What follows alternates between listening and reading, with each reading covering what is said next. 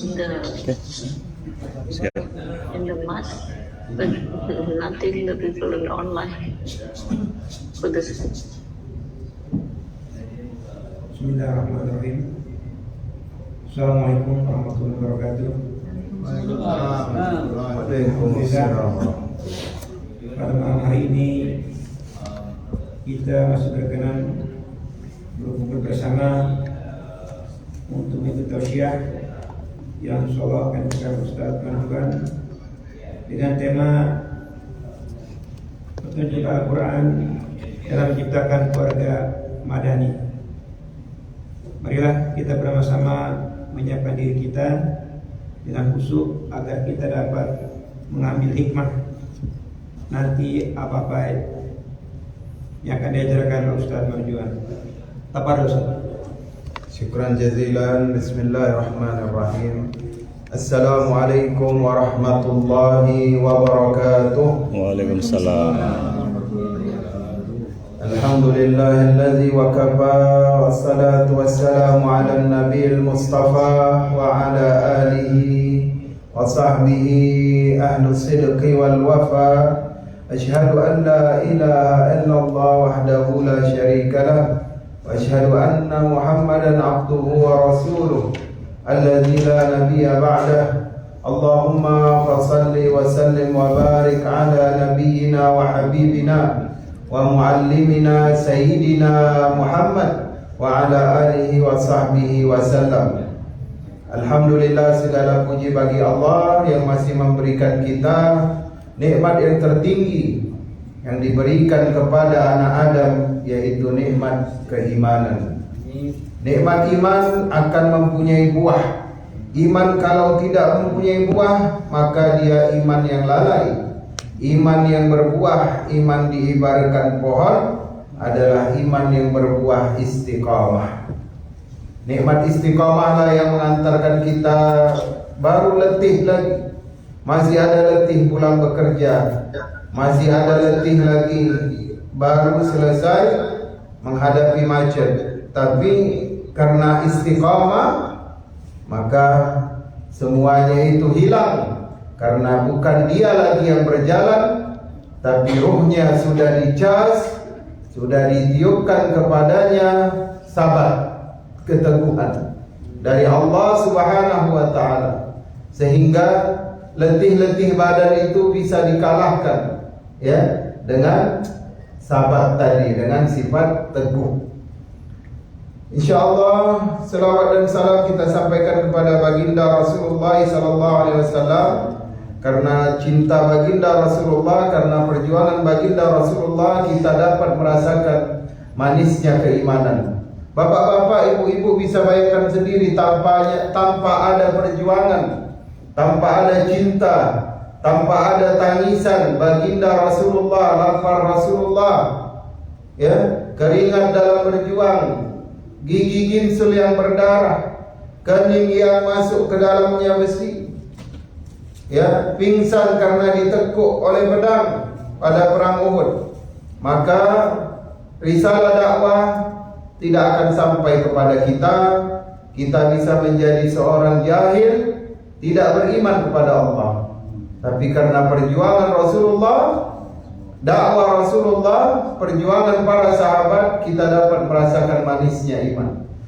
Mudah-mudahan yang hadir ini sudah mendapatkan halaliyatul iman, ya, sudah mendapatkan kemanisan iman di dalam hatinya. Salat itu, kalau dia salat, sudah lepas semua beban dunianya. Tadi di rumah, nanti tolong belikan tisu, nanti tolong belikan sikat gigi di Costco. Ada Costco di sini Pak? Ada. Tapi ketika diangkatnya tangan, Allahu Akbar, hilang semuanya itu. Yang ada Allah lah yang maha besar, ya. Tabunganku 2 juta US dollar kecil katanya. Rumah yang mortgage-nya sudah lunas 3 pintu kecil, ya. Presiden kecil, ya. Menteri-menteri kecil, lurah kecil. Yang besar adalah Allah yang tidak hancur, yang akan kekal selamanya. Hilang semuanya. Tuntutan-tuntutan dunia itu baru sudah merasakan manisnya iman. Tapi kalau sholat masih berasa rusuk, hati tidak tenang, itu berarti dia perlu mengupgrade bagaimana supaya hati ini dapat kemanisan iman. Nanti itu untuk kemanisan iman kita buat kajian khusus ya. Kajian kita malam ini adalah menuju masyarakat Madani dalam perspektif Al-Quran. Begitulah judul kerennya ya Pak ya. Sama aja itu maksudnya. Cuman yang dimaksud masyarakat Madani ini apa? Masyarakat Madani ini sudah dijadikan suatu panggilan kepada rumah yang Islami, yang keadaannya itu seperti rumahnya para sahabat sewaktu mereka di Madinah. Suaminya adalah seorang yang mempunyai penghasilan, tapi mereka tidak meninggalkan Rasulullah baik dalam dakwah ataupun dalam bantuan dakwah. Anak-anak adalah anak-anak yang mensupport kegiatan dakwah orang tua. Kemudian anak-anak adalah yang qurrata a'yun, yang ketika dipandang mata itu menyenangkan. Anak yang qurrata a'yun itu yang bagaimana Ustaz? Apa ketika dia pulang dia bawa Mercedes Benz, bawa Lamborghini, atau bawa istri bule, atau dia besan kita menteri pertahanan di Amerika ini? Bukan.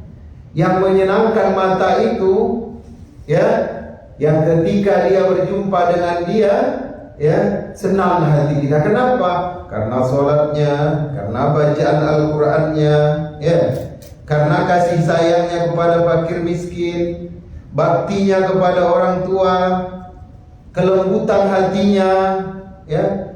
Yang paling barokah itu kalau dia yang membangunkan kita sholat tahajud. Buya bangun sholat tahajud ya, abang udah 4 rakaat gitu. Aduh ya Allah, serasa disiram air salju hati kita. Itulah namanya qurrata a'yun.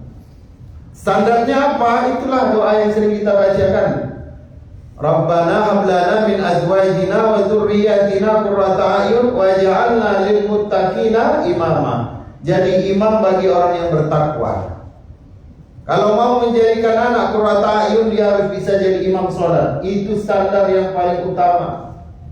At-Tahir buat kaderisasi imam masjid, kaderisasi khatib masjid, kaderisasi bilal masjid. Ini tempat mewah, fasilitas Masya Allah. Saya lihat tadi di atas bintang 5 itu. Ya Allah, cantiknya. Saya pikir alangkah senangnya kalau setiap kota di Amerika Utara mempunyai masjid seperti ini. Maka harus dimanfaatkan kaderisasi. Kita nggak tahu umur kita.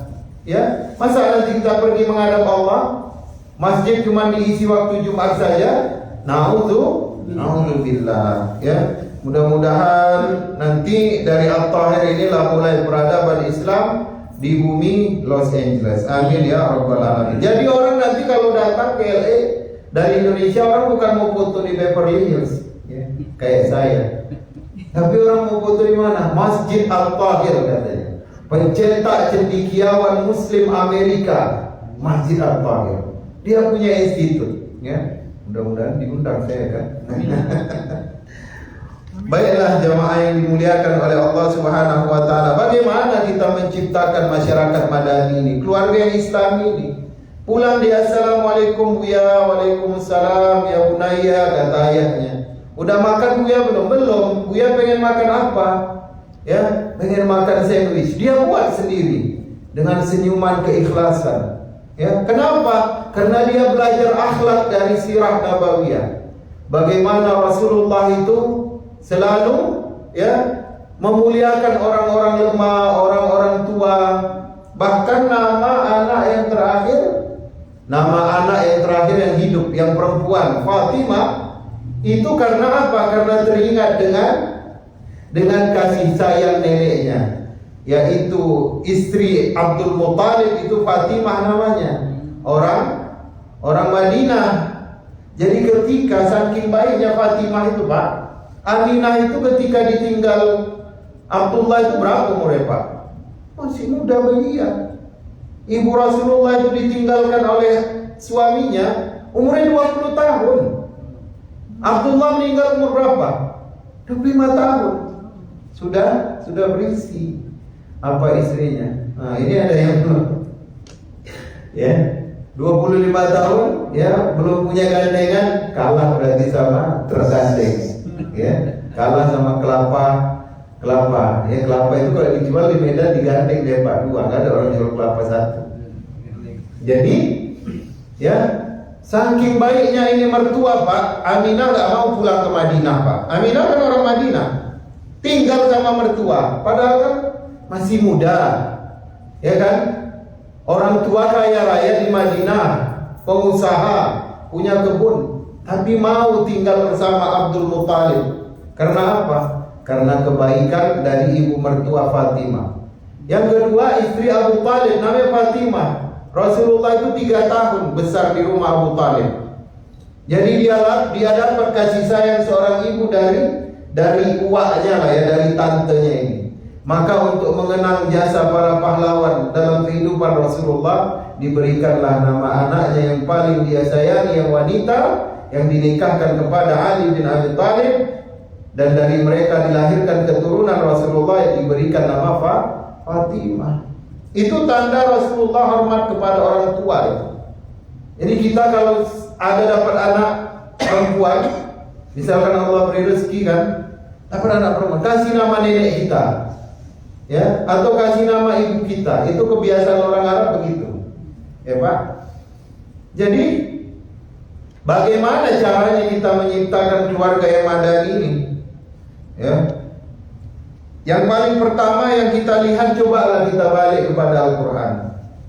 Kita ini kalau jauh-jauh dari Al-Quran Pak, barokah hilang. Tadi subuh kita udah mempelajari ya taqarraba zaman, singkatnya waktu itu kenapa? Bukan hanya karena matahari itu dia lebih cepat Allah gerakkan, bukan. Apa bumi itu mengelilingi matahari lebih cepat, bukan. Tapi manusia mulai lalai dengan waktu-waktu yang barokah. Itu dari subuh kan? Ya. Salah satunya adalah orang yang meninggalkan Al-Quran, ya, maka dia meninggalkan keberkahan. Kalau kata orang Melayu, buang tuah di badan katanya. Jadi kalau orang yang dia selalu kembali kepada Al-Quran, dia pasti baca itu. Ya, misalkan kenapa nama surah di dalam Al-Quran itu tidak ada namanya Sulaiman alaihissalam, surah Daud, padahal Nabi Sulaiman itu raja, maharaja, menjadi nabi lagi. Nabi Daud raja, menjadi nabi. Kenapa Zulkarnain itu yang mempunyai keadilan dari timur ke barat dirasakan oleh manusia tidak ada surah Zulkarnain? Tapi mengapa Ali Imran yang dia hanya duduk bersama istri dan dia hanya duduk bersama anak perempuannya, Allah jadikan namanya menjadi surah di dalam Al-Quran. Sekarang ini per satu hari di dunia ini berapa kali orang sebut nama Ali Imran? Berapa kali orang sebut hari ini nama surah Luqman? Berapa kali hari ini di seluruh dunia Allah sebut nama Ibrahim, Allah sebut nama Nuh. Siapa lagi nama di dalam Al-Quran yang menjadi nama surah? Siapa? Surah Muhammad. Siapa lagi? Surah Yusuf. Tahu nggak kalau kita lihat, kita gali, kenapa mereka yang disebut? Tak lain dan tak bukan, pokok pembahasannya itu semua pada keluarga.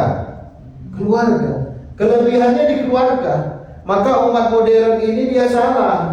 Dia tinggalkan keluarga untuk mengumpulkan dunia, kemudian dia kejar dunia. Akhirnya yang aulawiyat, yang paling pertama sekali, yang mengantarkannya ke pintu surga, dia buang.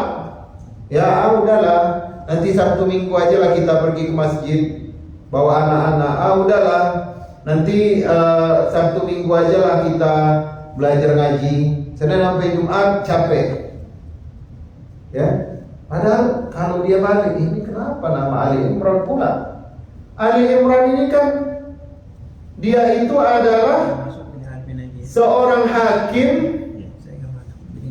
dari Bani Israel yang paling terakhir. Jadi Salah satu yang kata para ulama tafsir kenapa Imran itu dijadikan namanya menjadi surah dalam Al-Quran, karena dia hidup pada zaman ketika itu Bani Israel suka menjilat, suka menyogok, suka nepotisme kepada penguasa Romawi yang menjajah Yerusalem pada saat itu. Imran adalah salah satu-satunya hakim yang menjaga kejujuran, sifat amanah, tidak suka menerima suap, tidak suka diundang oleh istana bangsa Rum. Maka dia pertama sekali menang dia dari kejujuran dan tidak menerima sogokan. Yang kedua, kenapa? Karena omongan istrinya yang mengatakan, ya, aku akan menazarkan, ya, innallaha astafa Adam wa Nuha wa ala Imran wa ala Ibrahim wa ala Imran 'alal alamin. Sesungguhnya Allah telah memilih Adam, Nuh, ya, kemudian keluarga Ibrahim, keluarga Imran atas kalian alam. Jadi dua keluarga terbaik di atas dunia selain keluarga Rasulullah SAW, yaitu keluarga Nabi Ibrahim, ya, istri solehah dua-dua, ya, anak dua-dua menjadi penghulu para nabi. Dari Ismail lahir nabi akhir zaman, khairul khuluq, khairul khalq, yakni sebaik-baik yang diciptakan, yaitu Rasulullah. Dari Ishak lahirlah Nabi Yakub, dari Yakub lahirlah keturunan Bani Israel, para nabi. Tapi ada yang dia sejajar dengan keluarga Nabi, itu Ali Imran, keluarga Imran. Apa penyebabnya? Ketika hamil, istrinya mengatakan, anak ini akan aku nazarkan untuk berkhidmat kepada Allah. Ya, ini pelajaran ini buat ibu-ibu. Nanti kalau ada yang berisi lagi, nazarkan. Ya, mudah-mudahan nanti ada SD di At-Tahir, anak itu SD di situ, sekalian dia berkhidmat dengan kiainya di situ. Begitu. Tapi ketika yang lahir perempuan, lanjutkan nazar. Ya kan? Tapi yang mau kita sampaikan bahwa pendidikan yang diberikan Imran kepada anak gadisnya adalah pendidikan yang ada pada saat sekarang ini. Tadi kan saya sudah bilang, Pak, keadaan itu, Pak, udah seperti kita lah sekarang. Bani Israel itu menyogok supaya mudah urusan, supaya diangkat jadi lurah oleh Raja Romawi yang menguasai negeri Syam. Apalagi suka memfitnah, ya. Kemudian mereka suka mencuri, suka memberi suka mengurangi timbangan, ya. Kalau ada perempuan, banyak yang jadi baga, perempuan-perempuan lacur. Itu fitnahnya sama kita sekarang ini. Tapi lihatlah bagaimana Imran mendidik anak wanitanya. Yang pertama sekali apa? Serahkan dia sama pamannya. Aku sibuk sebagai hakim.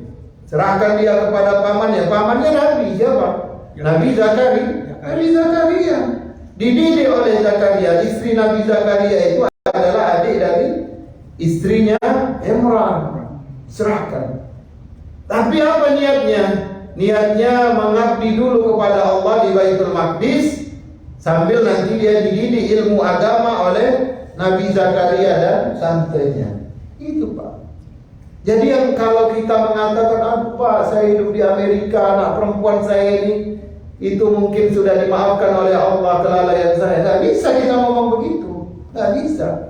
Justru zaman itu sudah terjadi, keadaan itu sudah terjadi pada masa Imran, keadaan seperti ini. Yang kedua, itu tadi mendidik anak perempuan. Nanti detailnya cari sendiri.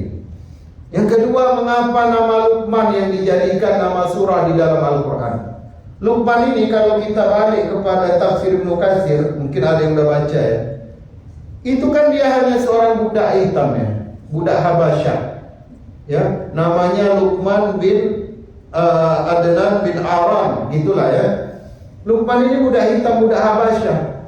Bayangkan, Pak, enggak merdeka, kulit hitam. Bahkan kata Ibnu Abbas itu bibirnya itu yang bagian bawah itu tebal seperti bibir unta, macam bibir rapper Amerika lah ya.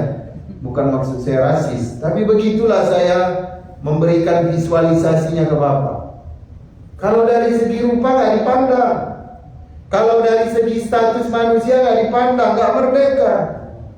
Kalau dari segi harta, apalah yang dimiliki budak? Kalau dia ada tabungan $5.000, ketahuan sama majikan, langsung diambil itu ATM-nya. Ya, engkau dan hartamu milikku, ya kan?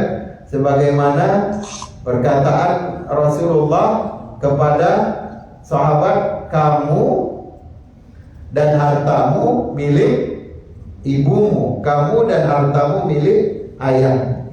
Begitulah, Luqman tidak ada kemampuan finansial, kemampuan status di atas dunia. Tapi pernah nggak kita pikir mulianya Luqman itu di hadapan arasy Allah, menjadi sebuah nama surah, menjadi nama surah di dalam Al-Quran. Orang mukmin semua cinta Al-Quran. Rasa cinta itu maka Allah tanamkan juga, ditulis di situ nama surah Luqman. Kira-kira kita terasa digamparin nggak, Pak? Saya merasa digamparin, Pak. Kenapa? Karena kadang-kadang kita salah. Kadang-kadang kan kita hidup, mohon maaf ya. Nah, kadang-kadang kita hidup mengejar status supaya disebut, oh dia itu kan educated ya. Kita malu kalau kita uneducated, katanya begitu. Atau kadang-kadang kita malu kalau kita, mohon maaf ya, di Indonesia, di sini enggak ya. Mohon maaf, malu dia kalau misalkan pakai mobil yang harga 200 juta, malu. Ya, dia malu kalau rumahnya itu hanya 1 lantai, 2 kamar, harus bertingkat 5 kamar, padahal anaknya cuma 1. Tapi yang dia kejar apa? Status. Justru kita ditampar oleh Al-Quran. Lihat, emang yang kujadikan contoh di dalam Al-Quran itu siapa? Abu Lahab, nama surahnya. Ya, Abu Lahab itu bukan main kayanya, Pak. Ribuan dia punya budak, tapi nggak tinggal di Makkah. Ya, dijual nanti 500, masuk 30, dijual nanti 200, masuk lagi 50. Diambil dari Sudan, dari mana? Dari Eritrea. Tapi nggak ada nama surah, ya kan? Surah Al-Lahab namanya. Itu pun yang dituju karena apa? Karena kekafirannya. Ada disebut nama surah Nabi Sulaiman, di mana kekayaan Nabi Sulaiman itu katanya belum ada tandingannya, baik orang yang sebelumnya atau sesudahnya. Steve Jobs nggak sampai hartanya sebanyak Nabi Sulaiman. Nggak ada. Nabi Daud, seorang raja, seorang nabi yang membina terahnya Israel, nggak juga disebutkan. Jadi bukan kita meruntuhkan kemuliaan para nabi, bukan, tapi kita ingin masuk ke dalam iktibar, jembatan bahwasanya mengapa Luqman. Ya, Pak, Bapak ini misalnya Pak Dadang sama si Al-Kautsar berdua di tengah malam yang dingin, bilang nanti kepada si Al-Kautsar, ya bunayya la tusyrik billah inna syirka la dzulmun adzim. Wahai anakku, jangan menyekutukan Allah, sesungguhnya sifat syirik itu, inna syirka, sesungguhnya sifat menyekutukan itu, syai'un azim, sesuatu yang dahsyat. Ya, kemudian ya, kita nggak tahu, Pak. Ternyata Jibril datang waktu Luqman menasihati anaknya itu. Mungkin dindingnya tepas, atau mungkin dindingnya dari tanah campur kotoran keledai, ya kan? Atapnya atap rumbia, ya, dia nggak ada heater, mungkin juga nggak ada mobil, mungkin juga dia nggak dapat social society, ya kan, SS.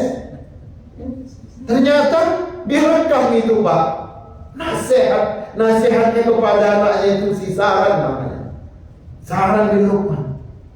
Itu pada zaman Nabi Daud itu, kata Ibnu Katsir, hidupnya Luqman itu belum ada apa-apa, belum ada lampu, di malam yang gelap yang dingin, dia kasih 5 nasihat untuk kau berjalan hidup. Ternyata Allah utus Jibril di bawah sana di bumi, ada seorang hambaku, bukan orang merdeka, dia budak. Dipandang pun mungkin dia berkulit hitam. Tapi kau rekam itu omongannya, nanti Muhammad yang kita akan lahirkan 1.500 tahun kemudian, ya, masukkan itu omongannya, nasihatnya kepada anaknya menjadi ayat Al-Quran, menjadi materi ajar bagi Rasulullah, kemudian menjadi petunjuk bagi umat akhir zaman. Terus apa lagi yang kita cari coba? Kalau mau lihat Luqman, ya kan? Kalau mau lihat Ali Imran, keluarga Imran, maka yang pertama sekali dalam membina keluarga Madani itu dimulai dari mana? Dari ayahnya. Ayahnya yang dulu yang harus tahu, yang mentadaburi Al-Quran. Kalau kata Ustaz Bakhtiar Nasir, 1 hari nggak mentadaburi Al-Quran, itu kita ruginya 1 tahun, Pak. 1 hari itu tadaburi 5 ayat, baca terjemahannya, kembangkan tadaburnya di alam pikiran kita. Ya. Imran, Luqman, ya kan? Ini dua-dua masalah keluarga. Berapa banyak orang yang mengejar harta, kemudian melalaikan anak laki-lakinya. Ya. Sekarang masuk kepada Nabi Ibrahim. Ya, Nabi Ibrahim itu dari 72 percakapan antara ayah dengan anak dalam Al-Quran, anak laki-laki dalam Al-Quran, itu hampir, ya, 60%-nya diisi oleh percakapan Nabi Ibrahim dengan anaknya, yaitu Ismail. Selebihnya Nabi Yakub dengan anaknya Yusuf.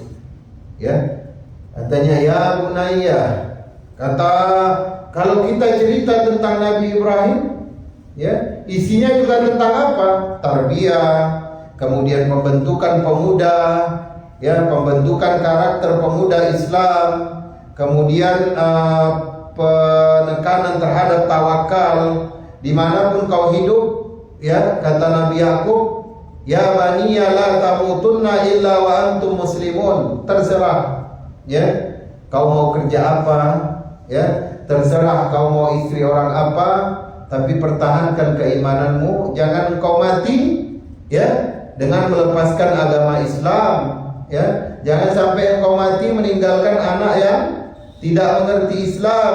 Wal yakhshal ladzina law taraku min khalfihim dzurriyyatan di'afan khafu 'alaihim falyattaqullaha wal yaqulu qawlan sadida. Ali Imran ayat 33, ya, Anas. Apa kata Rasul, kata Allah Subhanahu wa taala, dan hendaklah khawatir, hendaklah takut orang-orang yang meninggalkan generasi yang lemah, orang-orang tua yang meninggalkan generasi lemah, ya. Falyattaqullah, mereka meninggalkan generasi yang lemah di belakang mereka. Khafu alaihim, khawatir atas mereka. Maka orang tua yang tidak mendidik anak ini dengan iman, dengan Al-Quran, ya, apa kata Allah? Bertakwalah kalian kepada Allah, dan hendaklah kalian mengatakan perkataan yang benar. Nabi Ibrahim. Jadi kalau cerita kepada Nabi Ibrahim, ini doa-doanya, Pak, di dalam surah Al-Baqarah itu, ini semuanya doa untuk perantau. Ya, contohnya ayat 127. Wa idh yarfa'u Ibrahimul qawa'ida minal baiti wa Ismail. Al-Baqarah.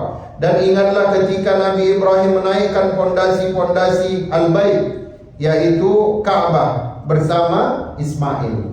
Apa pelajarannya? Bapak kalau ada kegiatan-kegiatan keagamaan ini, bawa anak muda kita. Misalkan mau menyerahkan bantuan Cianjur, anak yang disuruh maju. Perwakilan dari YOD menyerahkan kepada siapa misalkan, yayasan apa, filantropi apa, dia dikasih. Yang mencari dananya suruh anak-anak muda yang ngasih. Ini Nabi Ibrahim yang ngajarin. Ya, kadang-kadang bapaknya ke masjid, dia aja ke masjid, anaknya nggak ikut. Coba. Sebenarnya yang mau ditinggal, yang mau pergi siapa, yang mau ditinggal siapa sekarang? Ya? Ini harus kita dudukkan kembali itu. Kemudian Rabbana waj'alna muslimaini lak. Tuhan kami, jadikanlah bagi kami, ya, muslimaini lak, orang-orang yang berserah diri untukmu, wa min dzurriyyatina ummatan muslimatan lak, dan keturunan kami juga menjadi umat yang berserah diri kepadamu. Jadi kalau kita datang di suatu tempat, Pak, ini keluarga Madani nih, Pak, kita tinggalkan Indonesia, bawa anak-anak ke Amerika. Yang pertama sekali kita doa dulu,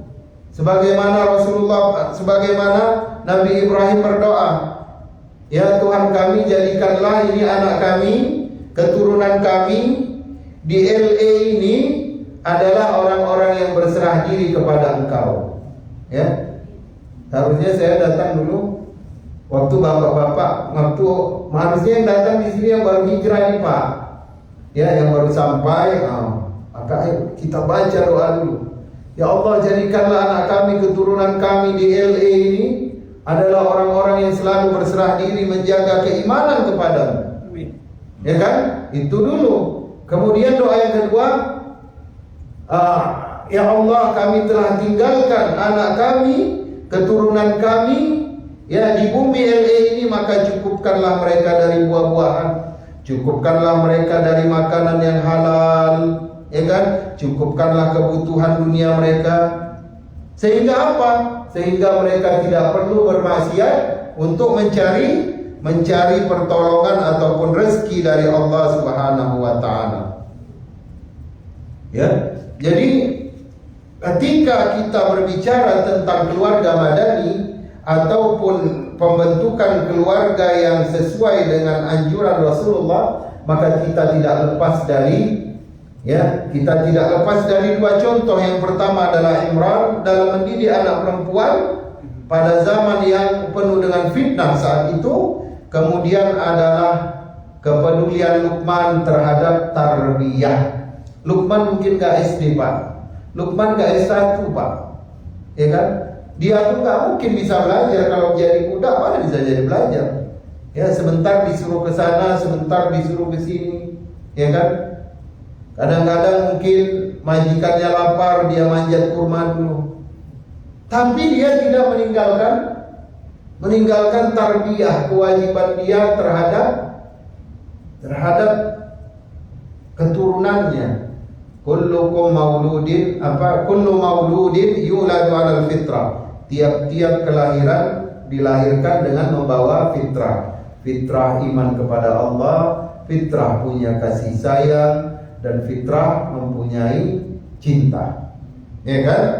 Fa abawahu yuhawidanihi aw yunassiranihi aw yumajjisanihi. Maka kedua orang tuanya lah yang bertanggung jawab, yang telah menjadikan dia seorang Yahudi, atau menjadikan dia seorang Nasrani, atau menjadikan dia seorang Majusi. Itu teguran Allah. Kita nggak bisa lari nanti. La tazulu qadama ibnu Adam hatta yus'alu min arba'ah. Tidak akan bisa bergerak tumit bapak-bapak sekalian, anak-anak Adam, dari hadapan Allah sampai mereka ditanya tentang 4 perkara. An umrihi fima afna, umurnya kemana dihabiskan. Ya, alhamdulillah, bukan saya ujub bin nafs ya Ustaz. Ya, umur saya 73 tahun. Ya, 33 tahun saya ngurus masjid. Ya, memang lebih banyak cari dunia 40 tahun. Tapi alhamdulillah masih ada. Timbang tetangga saya, ya, hari Jumat pun nggak nampak batang hidungnya ke masjidnya. Itu yang parah, ya kan? Timbang saudara saya katanya diundang makan hari Ahad pun nggak datang ke masjid. Mana umurnya dia lakukan? Wa an syababihi bima abla. Ini yang anak-anak muda ini nanti ditanya ini, kemana dia hangout di masa mudanya itu, kemana dia habiskan, apa yang dia lakukan dengan masa mudanya. Wa an malihi bima wa an malihi min aina iktasaba wa bima anfaqa. Dan hartanya dari mana dia dapatkan, kemana dia infakkan. Kalau harta gua apa? Kalau harta gua, harta itu nggak ditanya kemana engkau infakkan saja, enggak, itu nanti. Yang pertama, dari mana kau dapat ini? Ya, ban mobil ini dari mana? Oh, ini dari bonus akhir tahun, dapat sale 50% dari dari kartu telepon, langganan internet, boleh. Itu semua ditanya Pak. Terus dia kemana engkau infakkan? Ya, ada nggak kau infakkan untuk ke masjid? Ada nggak kau infakkan buat apa kalau ibu-ibu potluck? Ya, entah dia bawa donat, bawa macam-macam, ya kan? Kan nggak serak ya, leher ustaznya makannya. Ya. Kemudian yang terakhir tentang ilmunya, apa yang dia sudah amalkan. Ilmu bukan diajarkan Pak, yang ditanya nanti, ada nggak kau amalkan? Kalau hanya mengajar, orang semuanya bisa pura-pura Pak, ya. Seolah-olah di depan orang dia alim, dia yang paling mengamalkan, tapi ternyata di belakangnya dia adalah seorang yang tidak konsisten mengamalkan. Jadi keluarga Madani itu dibina dari apa? Dari kalimat-kalimat thayyibah, ya, dari sapaan-sapaan yang baik. Ya, kalau kita balik ke dalam Al-Quran, tidak ada kalimat terburu-buru, ya, antara komunikasi ayah dengan anak. Kadang-kadang anak baru sarapan, cepatlah, keburu macet, ya, cepatlah, ini nanti ayah terlambat. Tapi enggak, yang dipakai oleh Al-Quran adalah ya bunayya, ya baniya, wahai anandaku, wahai putraku. Bahasa itulah yang pertama sekali kita ganti, bahasa kelembutan.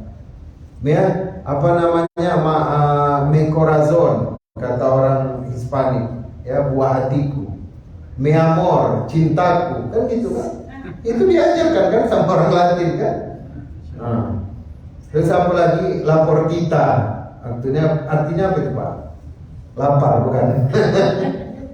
Jadi kalau kita mengganti bahasa dengan bahasa yang lembut, sebagaimana bahasa Nabi Ibrahim, Nabi Yakub kepada anaknya, ya bunayya la taqsus ru'yaka, ya, jangan engkau ceritakan mimpimu kepada saudara-saudara. Ya, ganti bahasa kita dengan bahasa yang lembut. Yang kedua, jangan malas ngomong kalimat thayyibah. Masa kita kalah sama Luqman? Luqman aja banyak nasihatnya, nah, jangan engkau menyekutukan Allah. Menyekutukan Allah itu adalah kezaliman yang besar. Allah haramkan surga bagi orang yang menyekutukan Allah. Ya, kadang-kadang ada anak Pak pulang, mungkin di Indonesia di sini gak ada ya, yang namanya magic ada nggak di sini? Keluarga apa istilahnya, kita kan di sini rasionalis semua ya, orang Barat ya. Kalau dibilang yang pulang, mak aku baru beli cincin ini pakai batu apa kayak entah zamrud lah. Kata yang jual, mak, kalau pakai ini nanti bisa dapat keberuntungan, ya.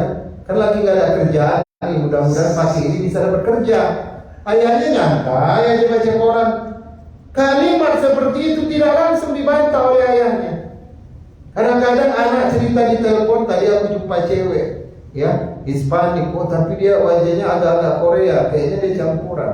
Ya, pengen juga lah aku pacaran sama dia. Ayahnya senyum-senyum aja, nggak ada istilahnya. Nak, hati-hati, ya, jangan sampai kamu terjerumus kepada perbuatan zina. Wala taqrabu zina, bukan dikatakan oleh Allah jangan berzina, tapi jangan dekati zina. Salah satu yang mendekatkan zina pintunya adalah pacaran. Malas ayahnya ngomong begitu, coba. Kalah sama Luqman. Allah kasih kita contoh yang mudah aja.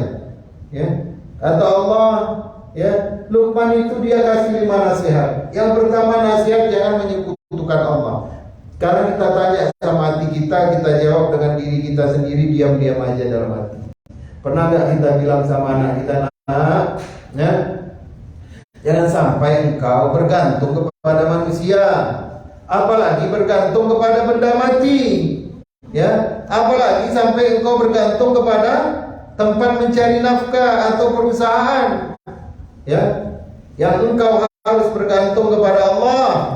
Ya, engkau bertumpu di dunia, tujuanmu akhirat. sebagai wasilah menuju keridhaan Allah. Nah, jawab Pak, pernah nggak kita sampaikan begitu? Ya, apa namanya, 4 mata apa namanya? Ya. Pernah nggak kita harap Tuhan nyampaikan kepada anak lajang kita, nah ayolah sholat subuh sana. Nggak punya istri, ya, mungkin HP iPhone pun kredit 2 tahun, ya, yang terbaru. Tapi nanti kalau engkau berjalan di atas ridha Allah, engkau menjaga halal dan haram, kau bergantung hatimu kepada Allah, Allah yang akan mencukupkan. Allah kasih engkau nanti rumah tanpa harus mortgage. Allah kasih engkau istri tanpa harus pacaran, ya. Allah kasih engkau nanti anak yang saleh, yang saleha, yang wajahnya indah dipandang mata, ya. Jadi janganlah kita malas berkomunikasi kepada anak, ya. Kalau di Al-Quran itu ada berapa ayat Pak, komunikasi anak dengan ayah, ayah dengan anak laki-lakinya 74, ya. Ibu dengan anak perempuan berapa? 2 ayat. Tapi lihatlah manusia modern, siapa yang paling banyak ngobrol dengan anaknya? Siapa yang paling banyak marahin anaknya? Ibu atau ayah? Ibu kan. Sampai-sampai kalau ibunya hari itu meriang badannya, jadi agak kurang ceriwis, ya. Kayak kehilangan sesuatu itu anak. Tapi kalau ayahnya itu lebaran mengucapkan begini, Pak, abang minta maaf ya atas kesalahan abang sama papa. Iya, ayah juga sama, papa juga sama-sama. Kalau ada salah, itu anak kiranya bukan main. Kenapa? Karena selama setahun cuma itu kalimat yang keluar dari mulut ayah. Ada yang begitu. Saya telepon, Pak, tolong datang Pak Ustaz, kenapa ayah saya sakratul maut? Kok tahu ente? Iya, tanda-tanda yang Ustaz berikan itu sudah ada. Kenapa? Matanya melotot, katanya. Perutnya membuncit. Oh, itu bukan cacingan, saya bilang. Bukan, ini sakratul maut. Terus kenapa kau panggil saya? Talkinkanlah. Jangan Pak Ustaz, bahaya. Kenapa? Nama kami beda. Ini nama saya kan beda tipis saja sama ayah saya. Misalkan nama bapaknya siapa? Sofyan. Nama anaknya Ahmad, ya kan? Rupanya Ahmad itu nama kakek dia. Jadi ayahnya Sofyan bin Ahmad, anaknya Ahmad bin Sofyan. Anaknya ini takut, malaikat salah bawa catatan. Dia pikir Sofyan bin Ahmad. Dia harusnya mencabut nyawa Sofyan bin Ahmad. Ya, rupanya salah baca, dia terbacanya Ahmad bin Sofyan duluan. Maka saya nggak berani dekat-dekat Ustaz, katanya. Inna lillahi wa inna ilaihi raji'un. Dia pikir malaikat seperti tukang pos apa Pak, salah lemparkan koran rumahnya. Ya, nah inilah yang bahaya. Jangan sampai anak kita nggak ngerti tentang akidah. Bentuk malaikat nggak tahu, tugas malaikat nggak tahu. Dia pikir malaikat itu sama yang jual burger di pinggir jalan sana, yang dijual-jual orang Hispanik itu. Bukanlah. Maka yang pertama yang kita rubah adalah tutur kata kita kepada anak. Mulailah dengan kelembutan. Hindarkan kata terburu-buru. Cepatlah, segeralah. Kau ini susah kali kalau disuruh bangun. Dasar anak ini, dasar anak itu. Ya. Yang kedua, itu tadi banyak berkomunikasi. Ya, sebagaimana Nabi Ibrahim kepada Nabi Ismail. Gak bisa kita uraikan satu-satu. Ya. Yang kedua, Nabi Yakub kepada Nabi Yusuf. Ya. Kemudian Luqman kepada anaknya si Saran. Ya, itu aja lah dulu, 2 saja. Yang pertama, lembutkan omongan kita, hindarkan terburu-buru, karena terburu-buru itu datang dari syaitan. Yang ketiga adalah memperbanyak berkomunikasi dengan anak-anak kita, terutama anak-anak laki-laki. Mungkin sampai di sini saja dulu. Setelahnya saya serahkan kembali ke Pak Farhad.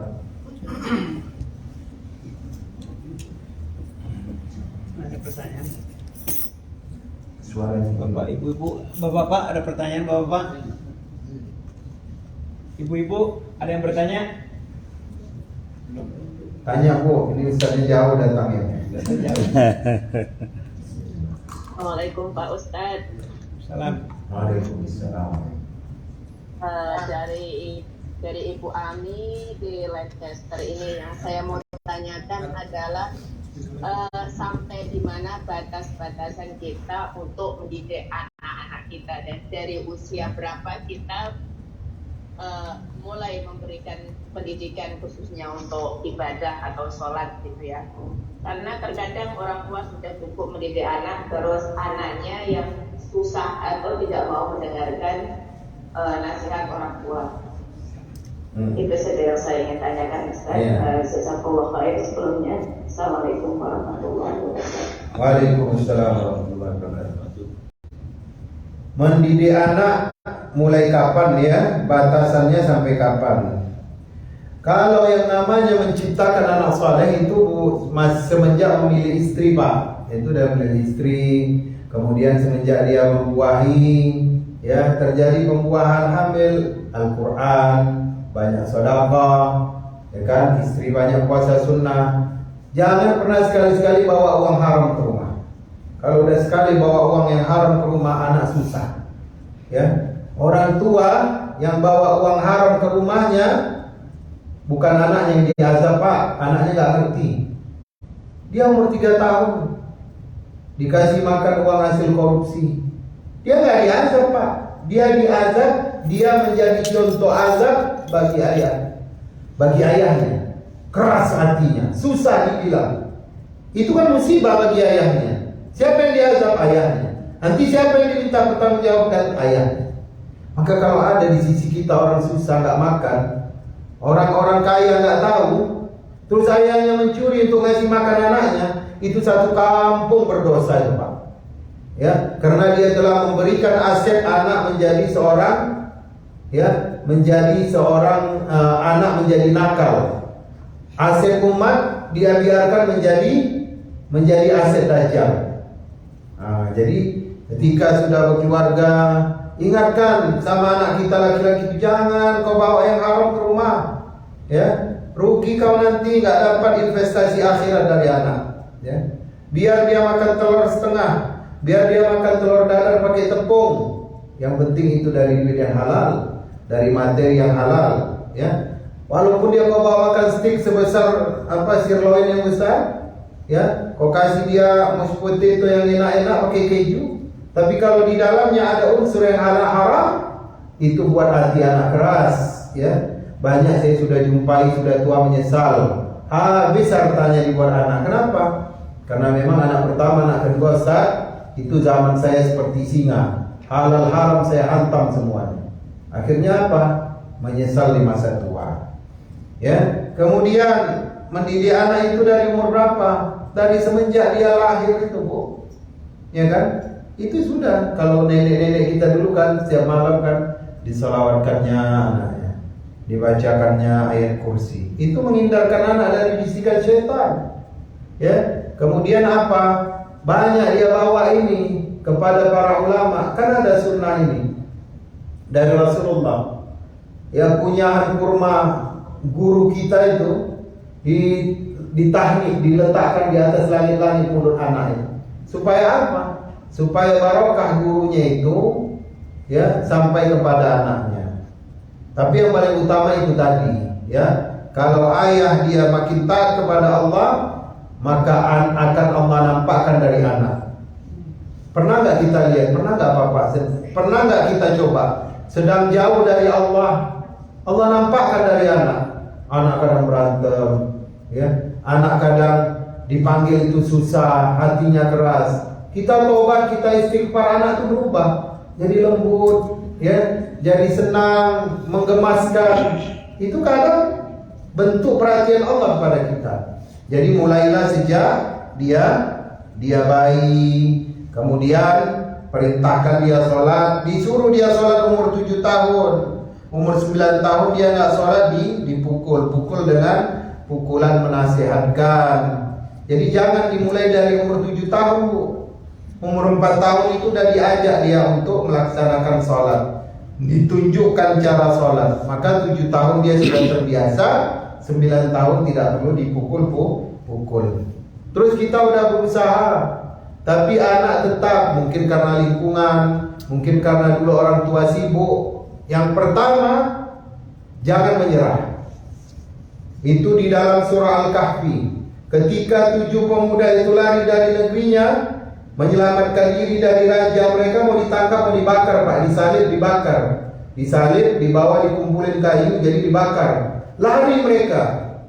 Mereka nggak mungkin bisa lari karena perbatasan itu ada pos-pos tentaranya. Makanya larinya nggak jauh. Nanti kalau Bapak ke Jordan, dari Istana Jerash ke makam Ashabul Kahfi itu nggak jauh. Ya sekitar kalau jalan darat cuma 5 jam 6 jam kalau kita jalan kaki. Kan nggak jauh itu kan. Tapi apa yang membuat mereka selamat? Doa mereka. Ya, apa yang membuat mereka selamat? Gerak langkah kaki mereka. Caranya bagaimana? Anak susah sholat subuh, jangan berhenti mengajaknya. Yang kedua, kalau bapak melangkah sholat subuh, Allah akan buka pintu hatinya. Ya, jangan kita putus asa. Semakin kita melangkah, Allah lembutkan hatinya itu. Ya, semakin kita melangkah, Allah lembutkan hatinya. Jadi misalkan begini, anak ini susah kali diajak sholat, sedekah. Ya Allah lembutkan hati anakku, keluarkannya $50. Ya Allah lembutkan hati anakku, digasnya pergi dia ke masjid. Ya, dengan perbuatan, dengan gerakan, ya maka keberkahan turun. Maka kata Rasulullah, ya al-harakatu barakah. Dalam pergerakan itu ada berkah. Kalau kita hanya duduk memikirkan kapan lah anak ini mau berubah, sudah punya anak, kapan lah anak ini mau tobat, umurnya sudah 40. Akhirnya kita malas ke masjid, malas ikut pengajian, merasa down. Tapi kalau kita bergerak, barulah barokah tumbuh. Mungkin itu ya Bu Ami. Ya Mbak, saya bawa Pak cukup jelas.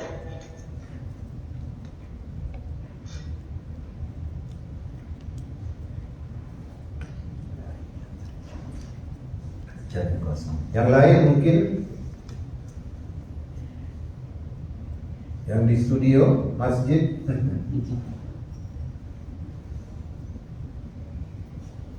Tidak ada, chatnya juga kosong.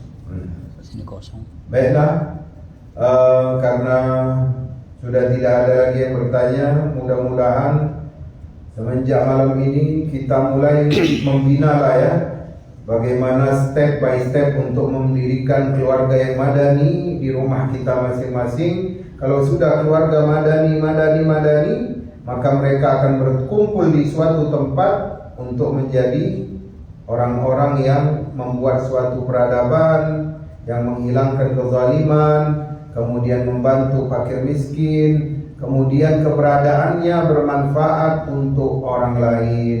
Amin ya rabbal alamin. Allahumma barik lana fi auladina wa dzurriyyatina wa la tadurruhum wafiqhum ala ta'atika warzuqna birrahum. Ya Allah, berikanlah kami anak-anak yang menyenangkan hati, anak-anak yang menjadi investasi akhirat bagi kami, anak-anak yang ketika mereka beribadah kepadamu maka akan mengalir kepada alam barzakh kami. Rabbana atina fid dunya hasanah wa fil akhirati hasanah wa qina azabannar. Walhamdulillahi rabbil alamin.